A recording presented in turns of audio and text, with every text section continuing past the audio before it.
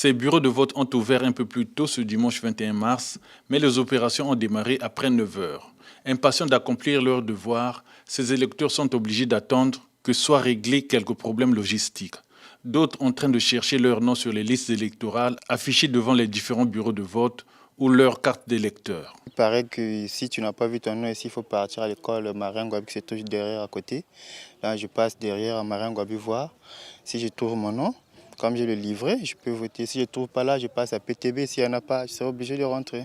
Ça a été dit que les votes devaient commencer à partir de 10h, plutôt à partir de 7h. Là, il est presque, si je vois, il est presque 9h. Rien n'est fait encore, donc ça inquiète un peu beaucoup de gens. J'ai vu le nom de ma soeur, j'ai vu aussi le nom de mon défunt père, j'ai vu aussi le nom de mon grand frère aussi qui est là. On assiste au même spectacle dans ce centre installé dans cette école privée au quartier Mpaka. Consultation des listes électorales, recherche des cartes d'électeurs et mise en place de certains bureaux de vote. On est en train de faire la mise en place. Donc il reste que les dernières consignes à donner aux agents et puis bon, on démarre.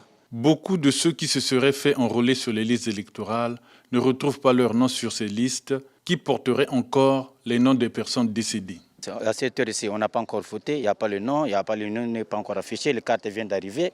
Sur le tableau là, il n'y a pas de nom. Donc là, on a été chercher, mais à quelle heure? Mais j'étais enregistré, j'étais enregistré, le preuve est là, mais on n'a pas encore vu mon nom, il n'y en a pas. C'est à l'école primaire de Côte-Matev que les électeurs s'empressent les uns après les autres à voter. Dans ce premier bureau de vote, sur les 3 que compte ce centre, les opérations ont commencé un peu plus tôt.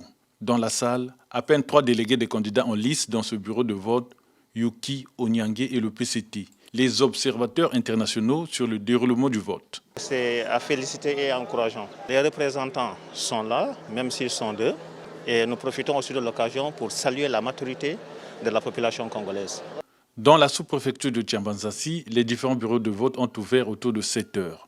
Dans ce bureau de vote installé dans les locaux du Trésor, 2 délégués des candidats en lice, la chaîne et le PCT. Au bureau de vote numéro 2 à Tiamba, 1135 électeurs sont attendus.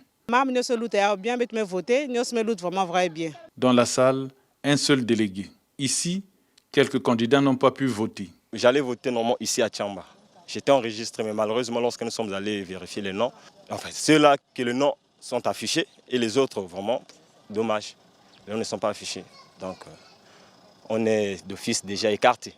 Dommage parce que j'avais cette volonté de voter aujourd'hui. Mais... Fermeture des bureaux de vote en fin d'après-midi, place aux opérations de dépouillement des bulletins dans ce centre. Ok.